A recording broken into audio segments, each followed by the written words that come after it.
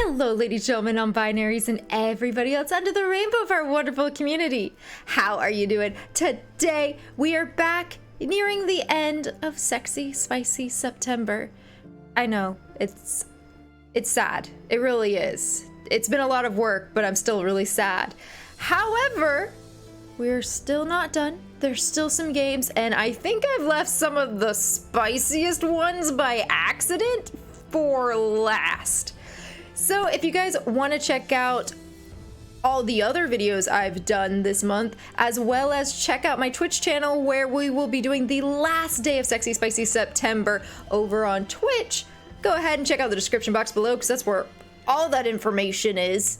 I don't think you guys want to miss the last day, so come and hang out with us on Friday. And with that, today's game is going to be the Divine Speaker. Information also down in the description box. Nothing has changed. It's always there. Just letting y'all know. So the Divine Speaker is a tale of breaking the fate that binds us all. It is a story-rich 18+ BL visual novel where you'll follow alongside Rain, an orphan from the secluded city of Aurelia Cavella. Expelled from his home on a death sentence, his adventure will take him all over a world he didn't even know existed. Mysteries, magic, fantasy, and more await you in this grand tale of fate and how each person defies it. So I went ahead and bought this on Steam, or excuse me, I got it on Steam, but I'm only going to be playing the demo. And if we enjoy it, maybe we'll see it through. Even if you guys don't enjoy it, I might buy it for myself. Let's just be totally honest, because it's me. And with that, let's head over to the game. Look at this. Look at this art. Just letting you guys know, here you go. I dropped the background volume a little bit, the sound effects, voice volume all the way up, text speed up, windowed mode as always. And let's go. Don't we need to load because I don't have a game yet. Start. Look at that. Ugh.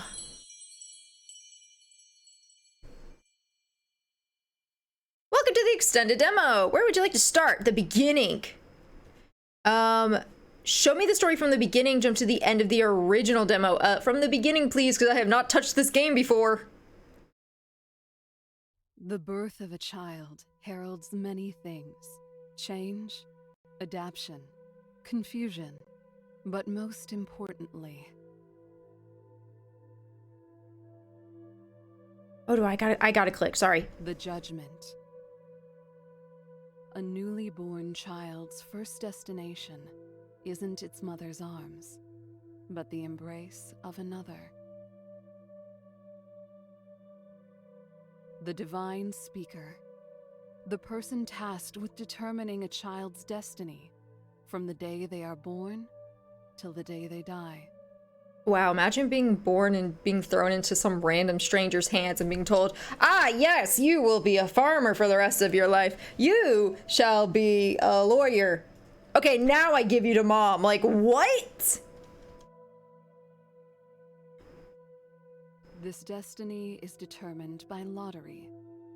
The speaker's hand, guided by the forces above, always chooses the correct fate for the correct child. Okay, debatable, but sure. This judgment guides them on the path to eventually becoming the person they were always destined to be.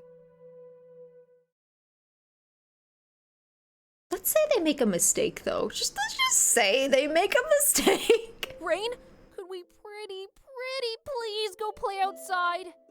We promise to be back before it gets dark. I quickly glanced over in the matron's direction, and she gave me a short nod. I didn't really have the authority to tell them what they could do, but that never stopped them coming to ask me. Oh well, I don't mind. They knew I could never say no to them. All right, but make sure to be back before sundown. And don't go anywhere close to the forest, okay? I really like his voice. Yeah, that's a good, yeah. I don't know how to explain it. I feel like there's very, like, stereotypical voices for masks, and that one isn't as stereotypical. Like, I wasn't imagining that voice coming out, but for this character design, that fits beautifully. Love it! Yay! Thank you, Rain. We promise we won't. But why aren't we allowed to ever play there? Can we go when we're adults? You can do whatever you want when you're an adult, sweetie. Welcome. You can, as long as you pay taxes, you can do whatever the hell you want as an adult, to be honest. No, you can't. Well, just ignore me then. Why? It's not fair. I let out a sigh, but felt a small smile rising to my face. I couldn't help chuckling at their curiosity. They would ask the same question every time they wanted to go out and play. Come over here and I'll explain it to you. I walked over to the table at the far end of the hall. The top was littered with paper, children's books, and pencils. Buried among them was a map. Ooh. Look closely at this map while I explain. Our home, Aurelia Cavella, is surrounded on all sides by the forest. I'm really surprised that I pronounced those correctly, and Rain just kind of confirmed my pronunciation earlier. Yeah, we're getting better, chat. Community, YouTube, whoever the hell you are. The forest is full of bad guys and dangerous animals. Do you know why? Because the divine beings don't protect the outside land. That's right. The beings above protect us while we are inside Aurelia Cavella. But that protection doesn't extend outside of our land. No one can survive out there. That's why everyone lives here, where we can be safe and happy. I know it might seem unfair now, but you'll understand when you're older that we're just trying to protect you. There's just nothing out there to find. The forest goes on infinitely, with us right at the center. What's that X in the corner? What's this X up here, though? Rain, don't show me a map with X's on it if you're saying that I can only go here. Everyone in the entire world lives here? Probably not, let's just be honest. I guess some people might find it annoying to answer the same questions every day. Not me, though. They're curious, and I can't blame them. When I was their age, I asked exactly the same questions to the older kids. That's right. That's the way it's always been. But what's this place over there? Zuras? You mean the X? Because I was same! She pointed to a place to the north of the city, with the name Azuras written underneath it on the map. Ah, Azeros? Azeros. I don't really know much about it, but once you get old, and not old like me, I mean ancient, the divine beings in the speaker reward you for your lifetime of serving them. All the elders go to live there alone in peace and relaxation. That seems sus. Not gonna lie. I hear it's pretty luxurious, but I've never been there. You can only go when you're called upon. The kids looked up at me, obviously interested in hearing more. There just wasn't much more to say. No one really knew what it was like in there. The speaker tells us about the luxuries of Azeros, and it makes us all work all the more harder to one day get there. To get in there. That's all we know about it. Now go out and play before the sun starts setting. They both scurried off out the door, jumping, running, and screaming the whole way. Ah, they really are cute. I'm so happy to have such a great family here. Tobias, Maya, all the others. They're like my brothers and sisters. Well, technically, I don't have a real family, but they've always been more than enough. I was dumped on the side of the road as a baby and ended up here. I never knew my parents, so it's hard to be angry about it when growing up here has been so good. Rain, may I speak with you for a moment? Nice voice for the matron. I looked up towards that voice that I knew well, the matron of my orphanage. A tough woman, but infinitely full of love. She looked after me my entire life, along with dozens of other children. Of course, ma'am. What do you need? I hope it was okay to let the children out to play for the day. No, it's nothing about that. I'd just like to have a chat. You've been with us for a long time already. I found you in the gutters about 18 years ago today.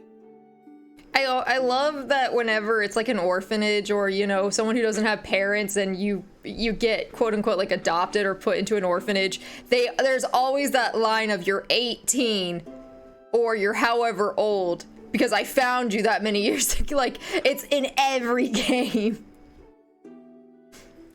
Ah, has it really been that long already? It's true that I should be coming of age about now, so she probably thinks it's about time for me to be moving on. Yes, it has been a long time. If you give me a few days, I'll say goodbye to the children and start packing up. Aww. What? I think you misunderstand. She reached into her pocket and pulled out a small envelope. This is for you. Happy birthday. Go and get yourself something nice. I don't think she's gonna kick us out, you guys. But if something happens to this orphanage while we are out getting something, I'm gonna be, please don't kill the kids. Don't do it. Please, please don't do this game. She smiled at me, so full of warmth, but it quickly changed to a scowl. Also, don't think you're getting out of here anytime soon. I'd go out of my mind answering those questions every day. You're the filter, dude. You're not leaving anytime soon. She pushed the envelope into my hands and walked away, brusque as ever. Thank you so much, ma'am. I'll head out and pick up the groceries you asked me to get earlier then. Be back soon. The old heavy door groaned as I pushed against it. I stepped outside, breathing in the fresh air and enjoying the sunlight. The sun was high up in the sky, and a nice breeze soared through the city. It was a beautiful day. But I couldn't help but notice that the flowers that were in full bloom yesterday were already wilting. Maybe no one watered them this morning? Anyway. I guess that must mean today's my birthday. It's not like I didn't realize it was coming up sometime soon, but it really wasn't at the front of my mind. It's never been a big deal to me. I looked closely at the envelope in my hands, white and simple. This is the first time I've ever been given a birthday present. I'm scared to open it. I almost want to leave it sealed. It's kind of scary being given something out of nowhere. Curiosity was beginning to get the better of me, though. It's always been a problem of mine. Okay. 3, 2, 1, go! I tore the seal open in one fell swoop. Oh my. By the gods. Inside was 10 marks, which was more money than I'd had in my entire life, and a letter addressed to me. Let's see. Dear Rain. Dear Rain, happy birthday, my dear. I'm sorry we couldn't afford much to give you, but I hope it's enough for you to get something you like. The kids have been saving up just for you. Aww. From the day I found you, I've always thought of you as a son. Now that you're of age, it won't be long until you will be matched up yourself and have your own children. I'm only 18, Mom! Until that day, please stay with us at the orphanage. Both the children and I would be lost without you. Okay, this is really sweet. I'm sure if your parents saw you now, they would be proud of you, just like I am. Yours, Matron Arala.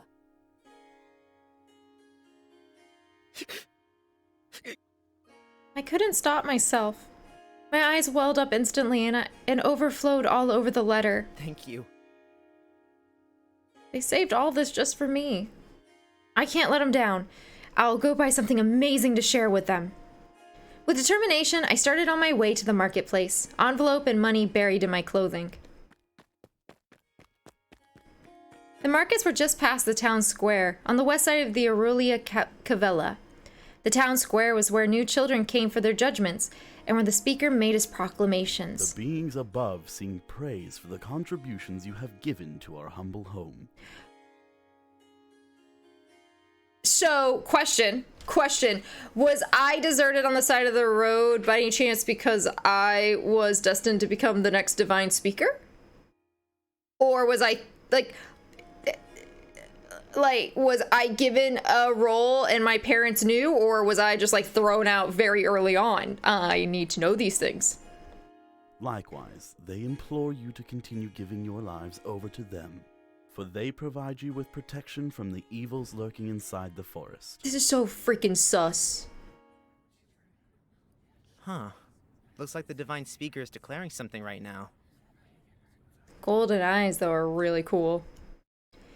He was dressed head to toe in white and gold, the definition of elegance in his ceremonial gowns. His long, silvery white hair reached down his back neatly. I understand your frustrations about our failed crops. But do not worry yourselves, for the beings above have a reason for everything. Soon you will see why they have put you through these trials. Yes, Lord Speaker! The failed crops?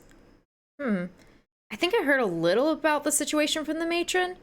It seemed this was the first time in hundreds of years that they had failed this badly, and there's some worry about whether we'll have enough or not this winter.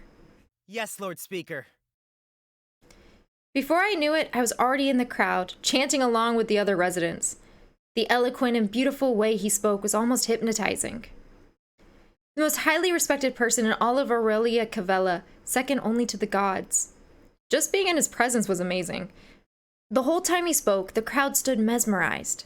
I was so immersed I didn't even notice he was already nearly finished. In due time, all of you shall be rewarded with the freedom that Azeros brings. With this in mind, I hope you will continue your offerings and duties. Thank you. Applause exploded out from the crowd as he finished his speech. Smiling, he waved and cast his eyes around the crowd.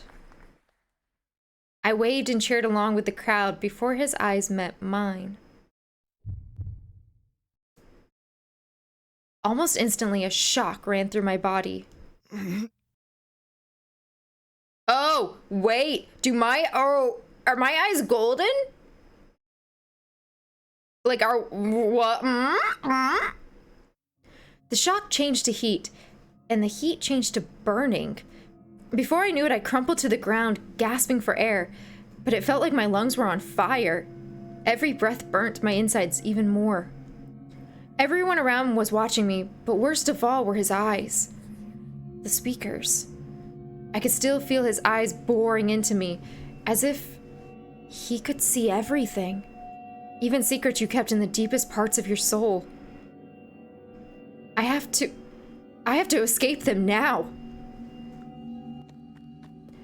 I forced myself back to my feet, ran as fast as I could, and ducked into a nearby alleyway.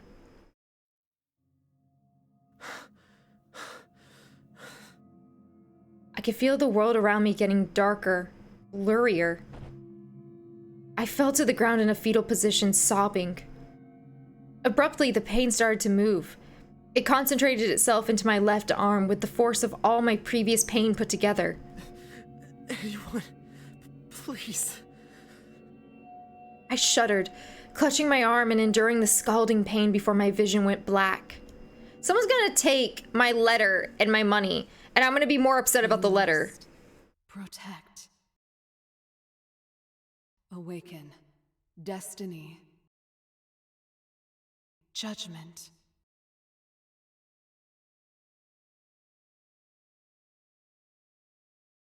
Is that guy a bad divine speaker and I might be a good one?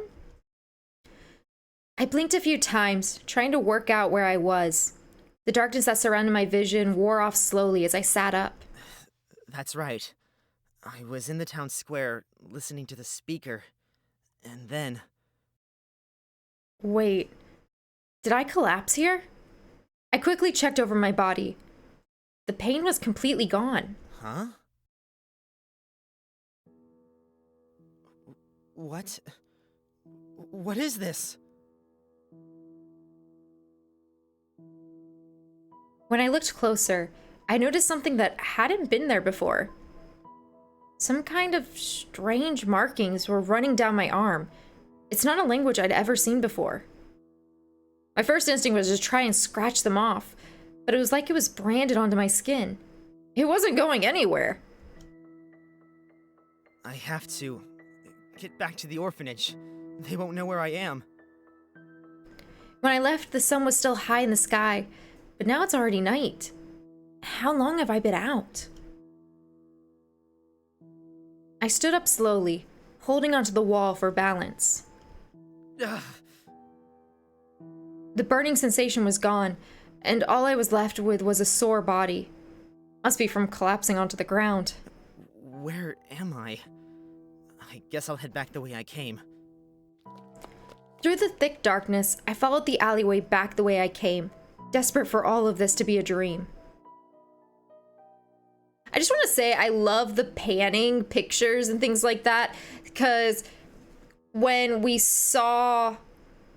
he was looking at his arm, it was panning up, and then we saw the full picture of that. So I think that was a really, really good way to keep things changing without necessarily having to create so much more artwork. Like, use the content you already created in a sense. After a little searching, I somehow found my way back to the town square. A few people buzzed about, doing last-minute shopping or chatting with each other. I clutched my branded arm close to my chest, making sure to keep it out of view. I don't know what they'd do if they saw it. I don't even know what it is. I couldn't help glancing around nervously, like some kind of thief worried about getting busted. You have long sleeves, dude. No one's gonna look. Like, hi, did you pull the sleeves back down? You'll be fine. That's when you get in trouble. That's when you get found out, is when you look sus. People start looking at, you just gotta go on. That's why I didn't notice when I ran headlong into someone and got knocked off my feet. Romance? Ouch. Romance? Romance?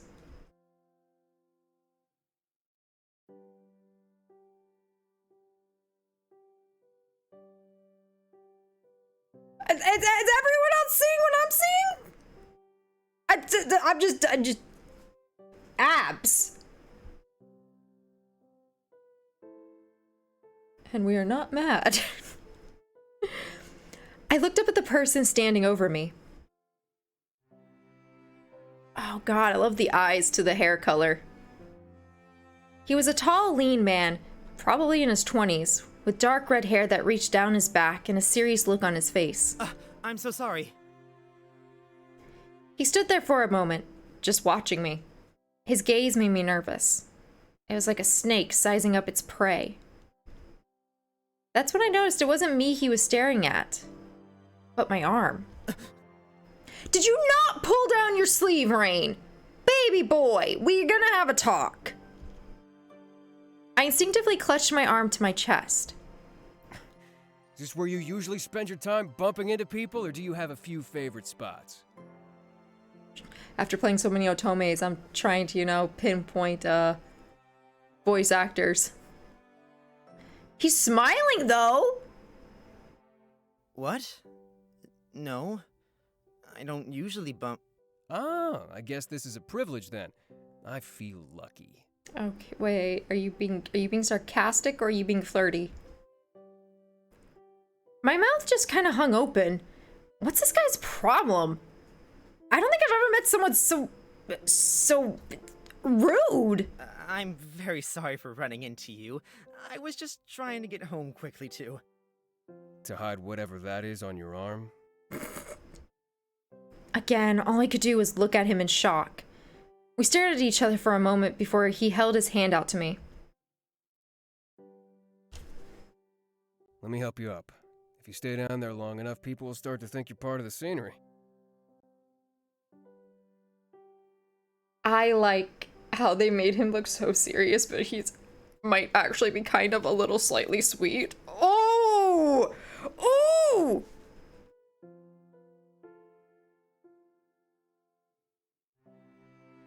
Oh, I love this! Oh, this is such good artwork, it's such good layout! Ooh, okay, if we take his hand, okay, is this a ruse? Is this fake? If we take his hand, is he gonna like snatch us up and like look at our arm closer? And standing up by ourselves is obviously, kind of like, I'm gonna keep to myself. I'm taking my chance, we're taking his hand. I'm taking my chances. We get plushies! Do you see the plushies? I hesitated for a split second before grabbing his hand gently. He pulled me up to my feet, and I could finally see just how tall he was. Thank you. Just try not to make a habit of looking so sketchy. Who knows what kind of people you'll attract? Seriously, sweetie. The smirk on his face when he said that was unnerving. I think I should get out of here quick. Of course. I should really be heading off now. I'm late. Again, I'm very sorry for the commotion I caused. I quickly turned to leave. This guy is the last person I want to be wasting my time on. Wait a second. I know something about the markings on your arm. I whirled around to face him again, faster than I've ever moved before. You do? Whoops. I mean, you do? What do you know about it? Oh, sweetie. I know the speaker keeps tomes written with the same markings in his personal archive. He's actually allowing visitors, but tonight only. That's sus. Now you're becoming sus. Too bad you seem so busy. This might be the last time it's ever open to the public. Anyway, good night. Why would they only be open tonight? Is this a trap? The red-haired man turned around and slipped off into the shadows. I was left with his words just hanging in the air. I guess one more slight detour wouldn't hurt. I'm already late as it is. I bit my lip, thinking hard on his words. There's no way I can miss this chance. If it's the only way to find out what these markings mean, then... Determined, I turned towards the direction of the speaker's archives. Is this not a trap? It took a while to walk across town to the speaker's palace. It was large, but mostly empty, seeing as he was the only resident. This is the first time I've ever heard of anyone being allowed into his personal archives, though. I think even the Lord has restricted access. But did he do that after he, like, caught our eye and did whatever the hell he did to us? Are we have to be a divine speaker, right? Maybe this is my lucky day after all? I don't think so. I walked up to the door and knocked lightly. Hello? Speaker? Are you home? This is sus. When I knocked, the door swung open. It was already unlocked, and I could see light from inside. I guess he's probably already in there, showing the archives to other people. Excuse me. I opened the door further and followed a corridor down to another door that was slightly ajar. When I entered the room, I almost toppled over in astonishment. Thankfully, I didn't, since it would have been the third time I fell over in a single day. Bookshelves lined the walls, going up to the ceiling. Tomes and documents littered every surface, and the hazy light the candles flickered all over only furthered my amazement. It was beautiful. Never in my life had I seen so many books. I walked in further, feeling the spines with my fingers and smelling the musty scent of the room. Various books littered the tabletop in the center of the room. I walked closer to them. I read some of the titles: A Brief History, Said KM, Bloodlines. There were thousands of books here I would love to read. It's too bad he's only allowing visitors for a single day. I picked up the first book, A Brief History. I flicked through it slowly, reading a few sentences off of each page. It looked like some pages were missing. It would jump from talking about the palace being built to the animals that inhabit our land. Let's see. Foundation? The kingdom of Aurelia Cavella was founded by Prince Shion on the second eve of Augustus. Interesting. I've never heard of who first founded our kingdom. This book must be really old if it's talking about that. I put the first book back in its place and moved on to Sid KM. It was different to the other books, a journal. When I opened it, I found that every page was covered in black ink, making it unreadable. It looks like someone had a bit of an accident with this one and an inkwell. Or was it purposeful? Bloodlines was next. I picked it up from the pile. I opened it in the middle. The name should have given me a clue, honestly. It was some kind of record of births for what looked like a high-class bloodline. Like, maybe, potentially ours? On this page, the bloodline started with King Shion of Sid KM, 10XX, and moved down to more recent times. It ended with Prince Caspian. I keep reading about this Sid KM. wonder what it means. Wait a second. Prince Xian was the founder of our city, right? That must mean this is the royal bloodline, but why does it only start 500 years ago? Aurelia Cavella has always been here for thousands of years. There must be a mistake here, surely. People had to live somewhere before then, and everyone knows there isn't anywhere inhabitable outside of our protected lands. That you know of. There's only here in the forest. I flicked the page over to the next one. The page was filled in strange markings, in a script I'd never read before. I hurriedly pulled up my sleeve to compare them, and found some matching characters. The layout was similar to that of the royal bloodline. So, it must also be a list of names. But who? Yo, we're freaking royal! It looks like the last person added to this list was 19 years ago. Yeah, buddy! Yeah! Ah! I love it when I figure things out before they tell me, yes! So absorbed in trying to work out what that meant, I didn't hear the sound of someone opening the door behind me. Wait, is the divine speaker is not royal, but can the divine speaker find the royals? Is that it? What? Well, well, well. An intruder in my archives? Shit, I hate that voice, but in the best way possible. Oh, are you romanceable? I feel like you might be evil, but if you could be romanceable, I'd be okay with that. Oh my god, you're really hot. Fuck. I whipped around to face the voice. It was none other than the speaker himself. I'd never seen him up so close. I hid the book instinctively inside of my cloak. Speaker! I dropped to one knee in front of him out of respect. Thank you so much for having the archives open today. I've never seen so many books. Excuse me? Having the archives open? That redhead guy came in and, like, unlocked doors, didn't he? He looked at me with visible confusion on his face. That's right. The man in the town square. He told me. Wait, what? I definitely heard him, right? He said it was open to everyone. Then, why does the speaker look like he knows nothing about it? I'm not sure who told you what, but my archives are off limits to all but myself. Okay, yeah, well, you see, what had happened was... Behind him, I could see guards appearing from every direction. Trespassing in a restricted zone is an act of treachery. The only punishment fit for someone betraying their own home is death. But I might be a prince. I could feel my stomach drop when he said that.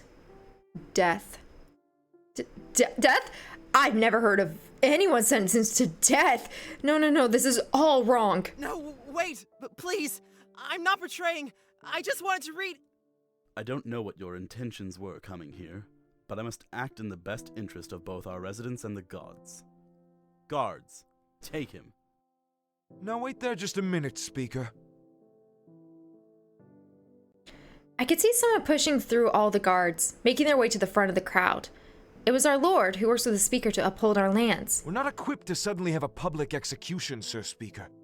We haven't needed one in years. In this case, I think it would be best to exile him.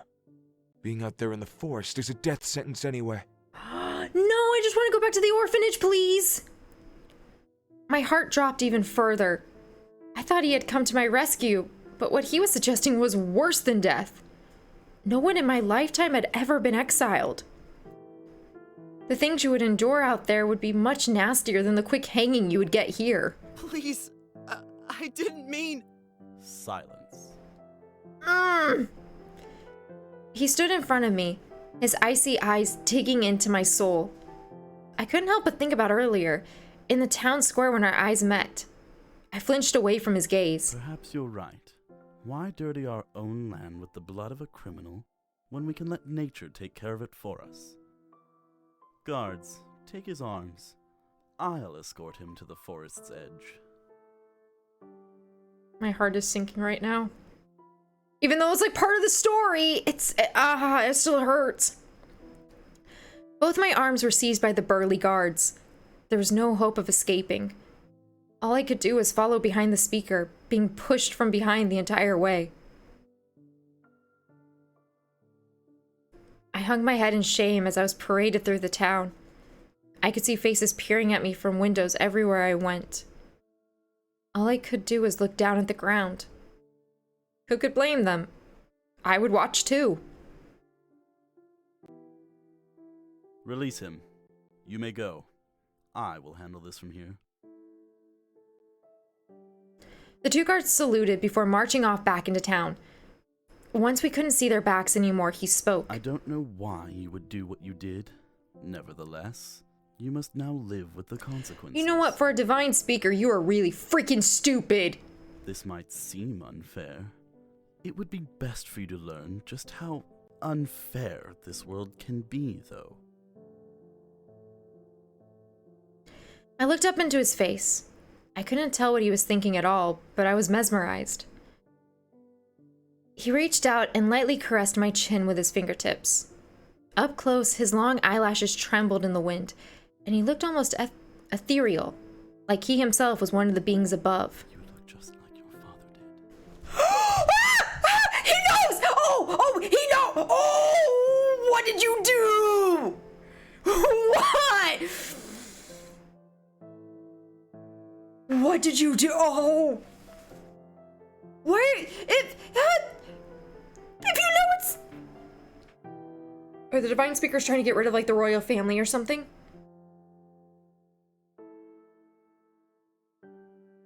Were you a friend? A foe? Ex-lover of my father?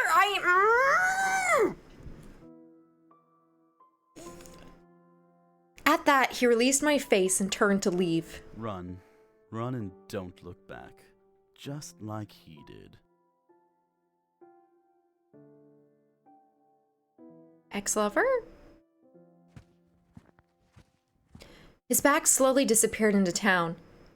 I thought about going back the same way, hiding at the orphanage, but everyone just saw me being marched through town like that. There was no other choice. I had to leave, with only the clothes on my back, the envelope from the matron, the book I had stolen accidentally from the speaker, and my regret.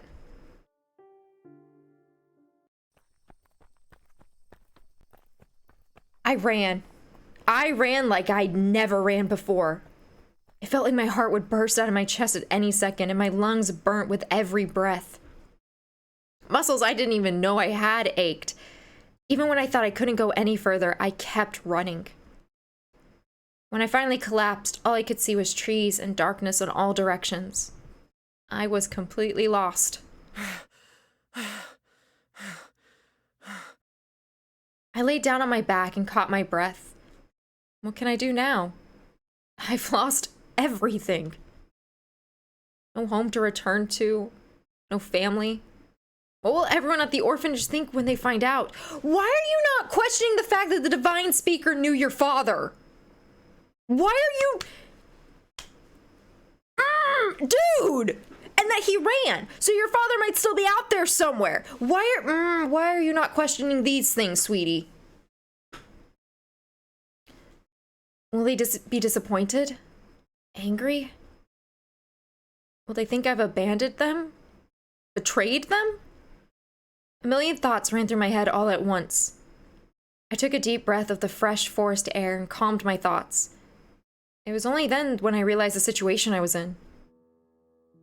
Here I was, sprawled out on the forest floor, alone, at night. And I am looking into the picture being like, those are eyes? Can those be eyes? Can those be eyes? I suddenly picked up on all the things I hadn't noticed before. A scratching sound, bushes rustling, howling from somewhere far in the distance. The wind picked up and whipped my hair around my face, only adding to the sudden terror that had struck my heart. All the stories I'd been told since childhood about venturing outside of Aurelia Cavella hit me. In fact, I hadn't really heard of them. I'd repeated the same ones to the children time and time again. Nobody left the confines of Aurelia Cavella. The forest was a dangerous place that spread to the far corners of the planet, and only by the protection from the beings above had we lived in peace for so long. I strained my eyes, trying to look into the darkness that surrounded me. Finally, I dragged myself up from the forest floor. I pulled my coat tighter around myself for security and nervously checked that I still had all of my belongings before turning back the way I came. Maybe if I stay close to the city lights, it'll scare away any danger?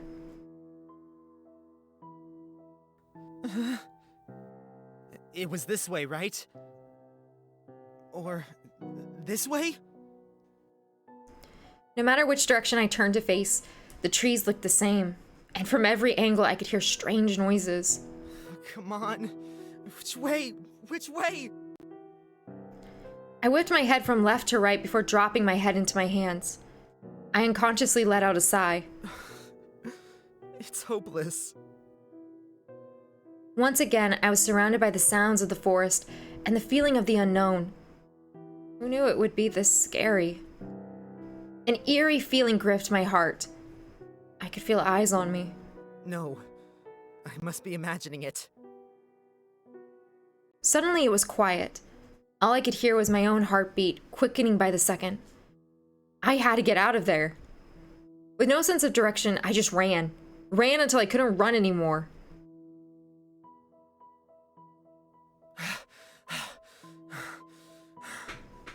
No matter where I went, everything looked the same. The trees started to blend together in my eyes, becoming one entity. I collapsed onto the ground and crawled backwards until my body hit a tree. Just the feeling of having something behind me made me feel more secure. I buried myself into its huge roots. I could barely make out my hand in front of my face in the pitch black darkness. I'm surprised we didn't trip over something in all of that. The night was freezing. I brought my knees up to my chest, hugging in tight to try and get some warmth. I felt the letter that I had hidden in my clothes. I'm sorry. With the letter clutched close to my heart, I shut my eyes to try and escape from the dangers of reality. Destined child. False prophecy. Speak. Awaken.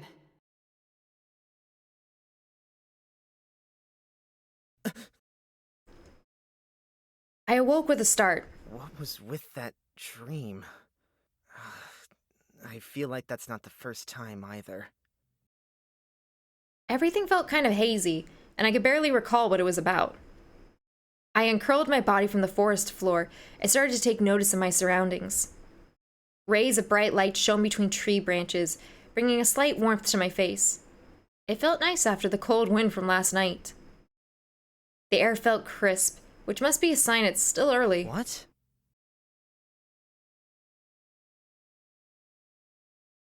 When I finally started looking around me, I noticed something strange. Okay.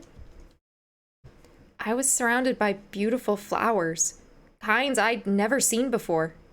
When did these get here? So pretty! Last night was just so dark. Were they here before? They could have been, but isn't it a little strange for them to be around me in a circle? I let out a sigh. What's with all of these strange things happening to me? You're the chosen one, sweetie. I don't know how many more signs you need to this, but you are the protagonist and the chosen one. The weird pain I had in the town square just yesterday, the dreams that I can only half remember, not to mention the markings on my arm. I raised my arm up to the sky, inspecting it closely in the sunlight. I traced the symbols gently with my fingertips. It's definitely the same symbols from the book I brought with me. What is it trying to tell me? I absentmindedly played with the flowers that surround me, whilst recalling the events of yesterday. I need to find someone that can read these markings. But there's no way I'll be able to sneak back into Aurelia Cavella. Which means adventure! I pulled the book out and flicked through some of the other pages. Most of them are readable, but relatively unimportant. Charts, lists, budgets.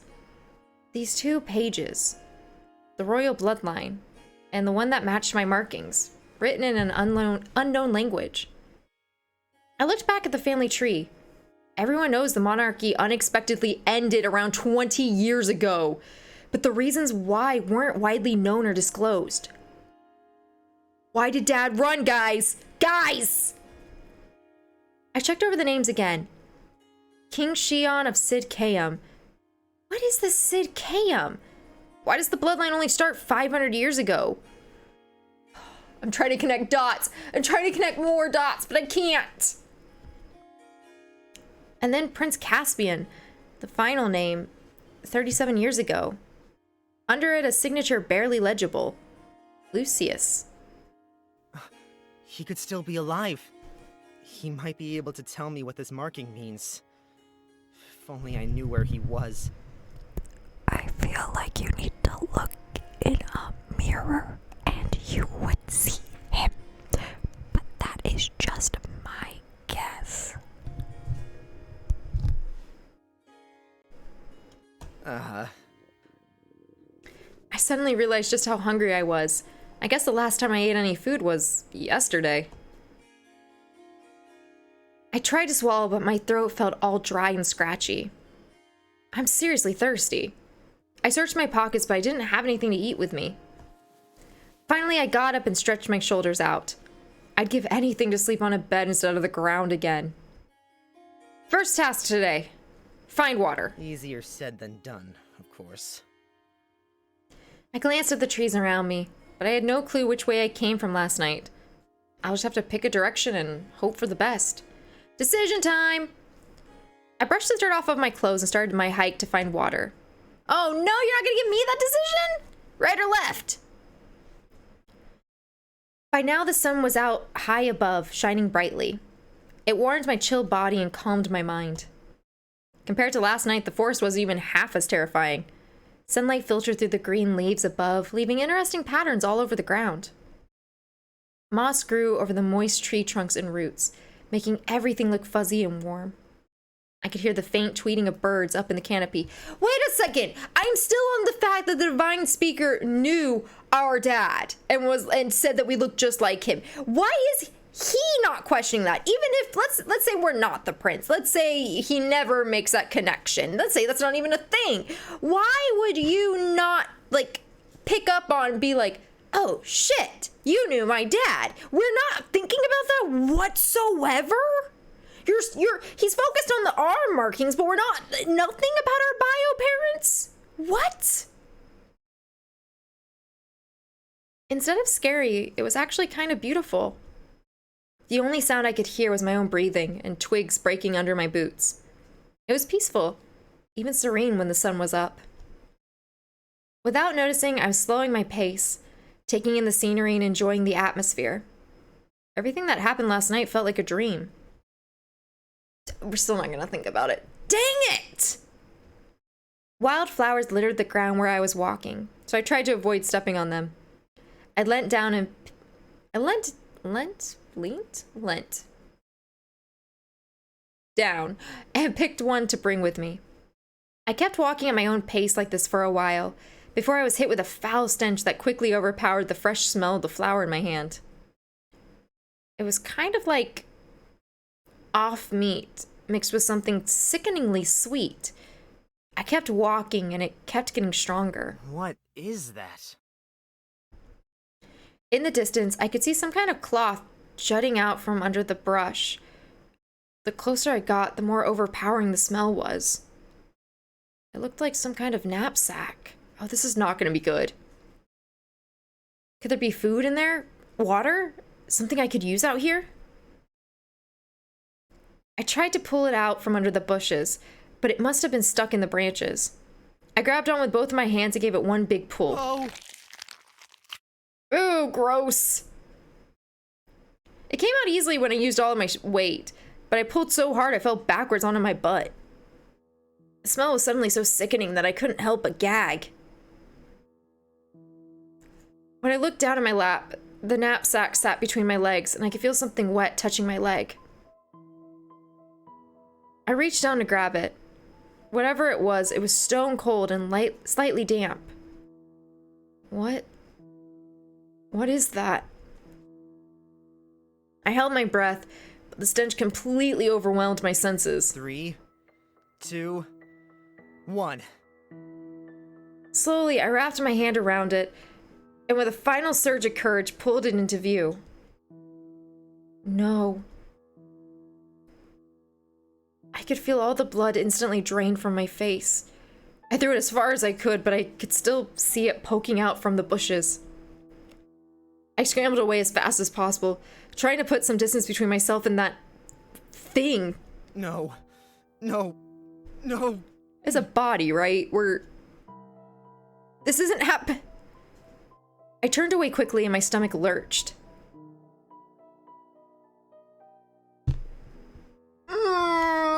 The bag wasn't stuck in the bushes. It was stuck in someone's arms, and I just pulled one right off. I brought my hand to my chest, the feeling of my heartbeat on my palm, the only thing making this feel real. I gagged again, this time much more violently than before. It was just lucky my stomach was still empty. There's no way. It's gonna be happening to me. Just yesterday, I was living a normal life, safe and happy. How did it come to this? I glanced back in the direction I threw it. It hadn't moved. An arm. A decomposing human arm. Who would be out here? I can't think of anyone wanting to leave Aurelia Cavella. No one leaves. I've never even heard of anyone else being expelled. Then, have others also been outcast like I was? How long had the body been there? Are you gonna go check? I don't think you're gonna go check, buddy. Another wave of nausea washed over me. I could feel the moisture on my hands. The slimy mucus left a brown sludge all over my palms. I rubbed my hands on the ground until they were red raw, but the stains weren't going anywhere. Why won't it come off? Get off, please, get off! I scrubbed, and even though you couldn't see it anymore, I could still feel it. It felt disgusting. The pangs of hunger I felt only a few minutes ago were completely gone. Thank the gods I hadn't found anything to eat yet. I would have instantly lost it. I couldn't move. There had to be a reason it was out here, so far from Aurelia Cavella, but why? What could have done this to them? I glanced back towards the bushes from behind my bangs. If there were arms, what about the rest of them? I don't want to find out. I have to get out of here! I leapt back to my feet, spun around and sped away, giving no notice to the knapsack I left on the grass. Our stamina is going to be freaking fantastic after this. How long have I been running?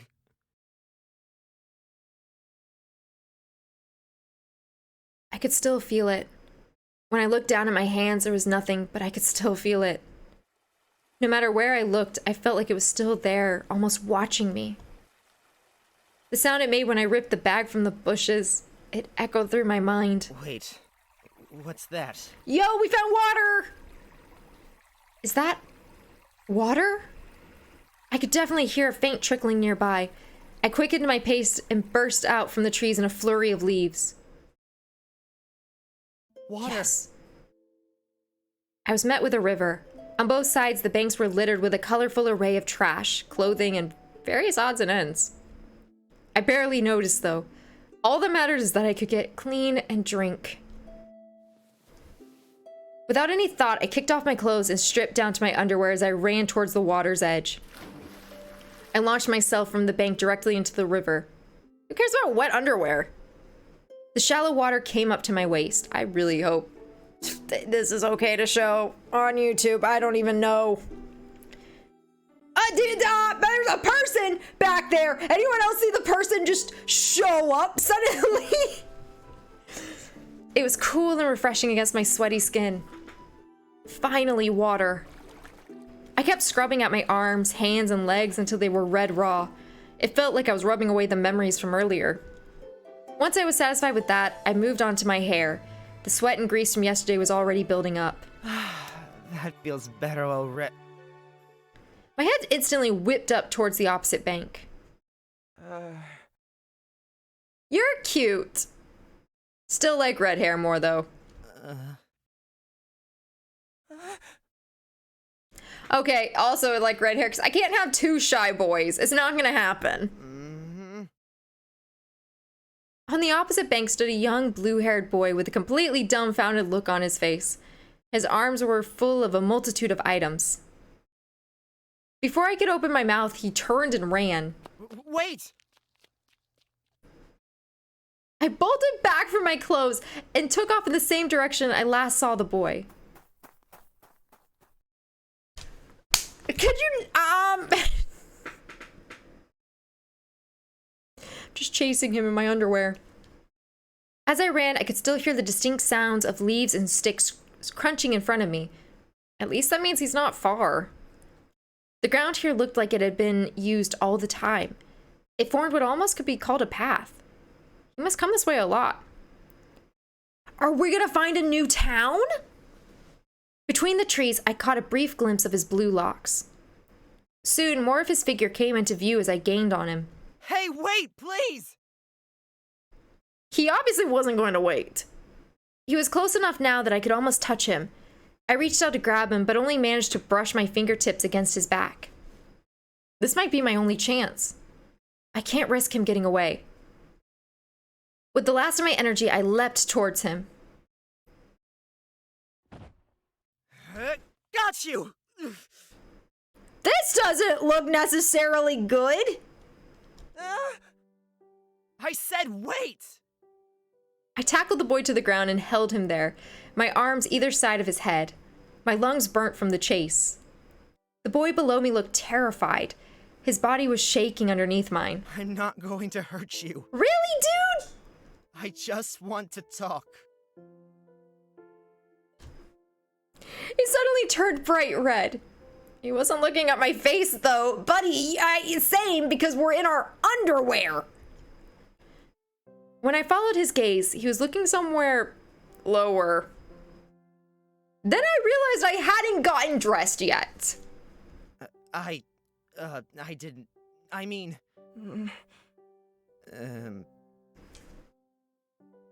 These are idiots. I could finally see the boy up close. His pale blue hair was feathered around him, and his silvery eyes were wide and scared. When his lips trembled, he looked like he could cry at any moment. Can we get off of him then, please? He seemed fragile, breakable. His face was slowly getting wetter the longer I lent my soggy hair over him. I'm so sorry. Are you hungry? Dude, yes I am. Yeah. I quickly got off of him and picked my clothes up, cradling them to my chest. I'm going to put my clothes back on, so don't go anywhere, please. The other boy got up slowly, keeping his eyes on the ground and nodding his head slightly. I turned around and slid my clothes back on as fast as I could. I fumbled a little while tying my shoes up. I half expected the blue-haired boy to be gone when I turned around, but he wasn't. I'm done now. Listen, I'm sorry for jumping on you like that. I'm not trying to hurt you, but you're the only person I've seen alive out here. With your clothes looking really, really immaculate, and somehow you have food, so there must be another town nearby. My name's Rain. I reached my hand out towards him. He looked down at my open palm and hesitated, but eventually took my hand and shook it. Fawn. That matches you so well, sweetie. Fawn? My name. Oh, Fawn. It's nice to meet you. The voice is really nice, too. The items that previously were held tightly in his arms were scattered all over the ground, thrown up in the air when I tackled him. Help him pick them up. Wait for him to... Help him! I instantly bent down to help him pick up his things. There were clothes in a rainbow of colors, strange ornaments, glasses without lenses, and an array of random junk. When I handed them back to him, he smiled at me with his tinted red face. Oh, thank you. We are not romancing you. I'm so sorry, sweetie. You are too sweet and adorable for me. So, what are all of these things? These? They're from my personal collection. His eyes suddenly lit up. You wanna see? Oh, I mean, I have food and water back at my house that I could share with you. Really? Are you sure? My hunger and thirst from earlier had returned with a vengeance. I'm starving. Yeah, there's enough for both of us. With his arms full of items to add to his collection, he turned around and started walking. I guess he wanted me to follow after him? I jogged up to walk beside him. Fawn, you live here in the forest? By yourself? Oh, yeah, not far from here. Not by myself, though. I live with a bunch of my friends. Really? You all live out here together? For how long? He stopped for a couple of seconds before speaking again. He seemed pretty deep in thought. A while now. Okay, this is not helping me connect my dots. Helpful. Why did you leave Aurelia Cavella when the divine beings don't protect the outside land? He's gonna be like, Aurelia Cavella? What? The speaker says it's too dangerous to even enter the forest, let alone live here. How did you get here? A speaker? Aurelia Cavella? Are you talking about the town to the west of here? Across the river? Fawn frowned at me a little, obviously confused by what I was saying. You don't know the speaker? I've never been there before, so... Wait, so you were born out here? No, I came here as a child. What's up with this guy? Maybe he's delusional from being out here for so long? Alright. Sure. I just let it go. It was obvious Fawn didn't know exactly what he was talking about. Or do we? Okay. I'm gonna call it there. We,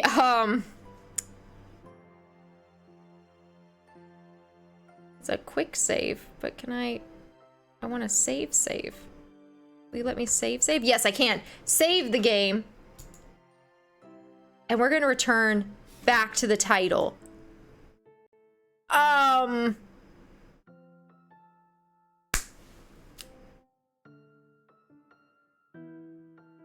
Well, I thought we might have been the divine, like a divine speaker, but like that divine speaker didn't want there to be any other divine speakers. So I don't know, like I don't know. I really thought they like took out our parents, but now our father might have ran, and I'm not 100% sure what the important part of 500 years is, unless they're just saying like, hey, it's only 500 years old, so obviously it isn't the only town, because how can humans only be alive or be a thing for the past 500 years? If it's anything beyond that, and like being like Aurelia Cavella is not the only town, I have no idea. We kind of knew whenever there's a story and it's like, and nobody goes beyond and into the forest because that is where, you know, death lies and there's no other civilizations. Like, we know that's BS, and it's fine. You can totally have that trope. I love that trope. That's a great trope to have, because then you meet other characters and whatnot and you go down those lines. But if there's anything else to that, I have no idea. We are royalty. I forgot our name. Was it like Lucian or something? I don't remember, but we are royalty. And I wasn't expecting that. I was really expecting us to be like the next divine speaker and dealing with shit and like going on an adventure in that, but this might be cooler because I love royalty tropes so much too. I like a lot of tropes, guys, okay? So the divine speaker, the art, beautiful. The writing, really good. The voice acting matches all the characters perfectly. Every line is voiced. I love that. Makes my job a lot easier, not gonna lie. It is 18 plus. I don't know how much of this I'm gonna be able to upload onto YouTube. And I didn't want to bring too much notice to some of the spiciness in that last image, but there were some spicy little details. Artist, good job. So we'll see. None of my games are meant for under 18 anyway, so hopefully we'll be okay. Please. I loved this game. This is just the demo. It's not even finished. It's the extended demo. I believe the game is finished, and I am of the mind to buy it. I'm of the mind to like really play through it. So yeah. If you want to check the game out for yourself, all that information can be down in the description box below. I believe it is on itch.io, but I got mine through Steam, so it's also available there if you'd like. Also in the description box below is all of my information, so if you want to talk about some of that one spicy picture, you know, maybe tweet at me. Tell me like, hey, you should get the game, so we want more of that. Just all there, description box. Say hi to me on all my other social media. I appreciate it. And with that, I hope you have a great day, night, wherever you are in the world. And I will see you next time. Bye, guys.